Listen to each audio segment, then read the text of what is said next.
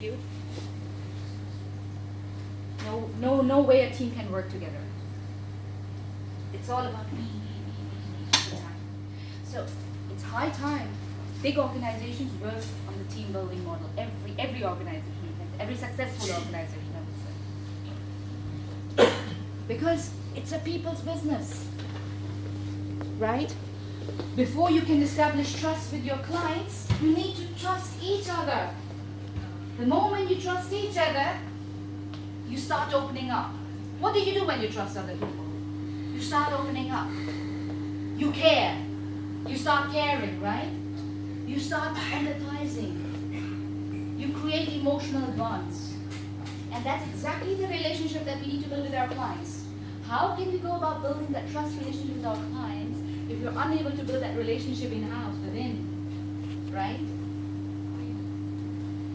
What is stopping us from trusting the other person? Now that's another question.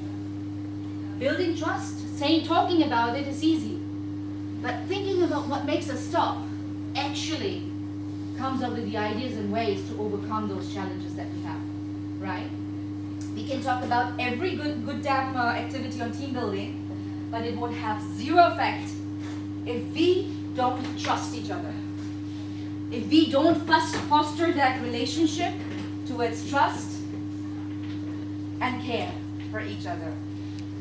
The reason why I get up to come to office every day is not just because I have to achieve my targets. It's not because I just have to meet my clients. It's not because I just love my job. It has to be another factor. We call Adam Global, okay, family is family, but when you call a family within a work environment, you cannot work if you just call yourself a team member or an employee. When you call yourself a member, let's say a family member, a team member of some organization, what is the most important thing that keeps you together even in the worst of time? It's the bond of trust and care. If a mother doesn't have that trust and bond with her child, would she be a good mother? And vice versa. Similarly, probably some of us have that bond and some of us don't. So those who have that trust, that passion, it is now our duty to actually empower our peers, our other team members, our junior members, and other senior members as well, with the same type of trust and bonding. That's when team becomes effective. When successful teams are being built. All right, so let's agree. Just consolidating the whole thing up. Is team building about common goals? Yes. You can disagree. You can disagree. All right. So team building, we agree that team building is about common goals. Can I hear that a bit louder if you agree? Yes. Okay, great. Is it a consistent ongoing process that needs to be there? Yes. Okay, very good. Will it enable us to grow together? Yes. Yes. Ashwin, should I ask you again why? Yes, I got yes. No, why? How can it enable us to grow together? All right, never mind. All right. It will ensure whatever the goal is, that success is guaranteed. Yes. Okay, I'll come back. So, okay. I'll come back to that. I have an answer to that. Now, okay, most of us agree that success is guaranteed. Some of us didn't agree, and that's okay. That's okay. It can turn us from me to we? Yes. Yeah? Okay. So we agreed on most of the points. Now the last slide is, and you'll be amazed that we are so quickly over with it. But you know, that's the beauty of team. You're always excited about listening to each other. Now, how to do it? How to come up with those goals? How to conclude those goals? How to do it? Of course, identify team building goals. Now, one thing we talked about was the organizational picture, the bigger picture, the organizational vision. Probably become the number one company, become the most client-driven, customer-driven organization, growing team size. Okay, fair enough. let's go a step beyond, and let's analyze what is stopping us. Okay? So you might draw up, I'm not saying that this is exactly what is lacking, but it might be probably effective communication. It might be probably fear of trust. Okay, so now when you analyze the challenges and problems and the situations, you basically come up with the goals. That okay, if there is a problem in intercommunication, let's put this as a goal that we want to enhance effective cross-department, interdepartment communications. Make sense? This is your team building goal. Now team building goal is how do you basically come together as a stronger team, all right? Which will then eventually lead automatically to achieving the bigger picture. Then the second step is, of course, to team up for team building activities, form a committee, and change that on our rotational plan. So it's never one person who's going to be there.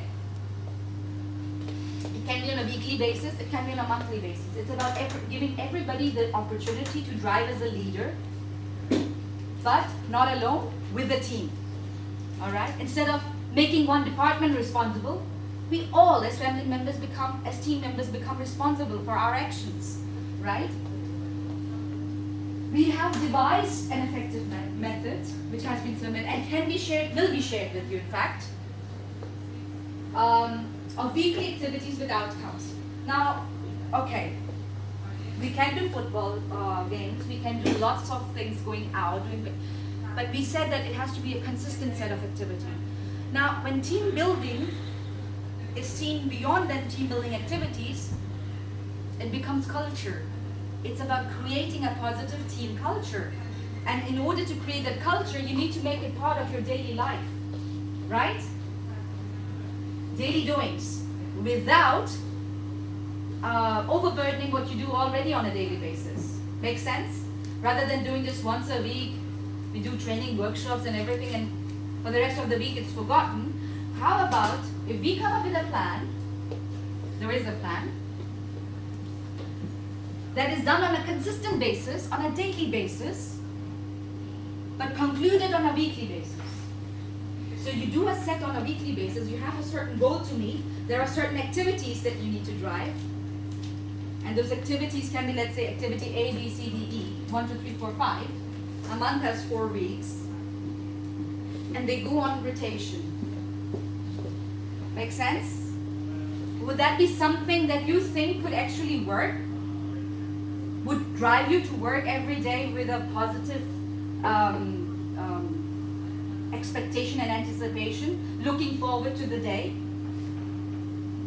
Yes or no? Or do you think you need more time to think about it? It's okay.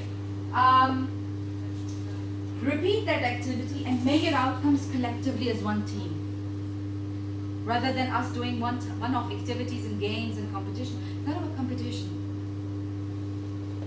It's about how to grow a team together. If we have the consistency in mind, I think nothing can stop us from being the best team in town, from being the best company that could ever be, because it's an ongoing process. To be the best, you need to go through what it takes for, right? And of course, what better than celebrating those activities, your learnings, your outcomes, your motivation on social media with the world, talking about, I did this at my company, and we did this together, and we achieved this together, and that's what our company is all about. Don't you think it will create a ripple effect in the market, everybody wanting to join and be part of this organization? Because it's not always the money that drives. It's the culture, it's the environment that drives. And who creates the culture? It's us. So, concluding it, if many of you remember, I started with a presentation when I joined this organization last year. I talked about Mission 101.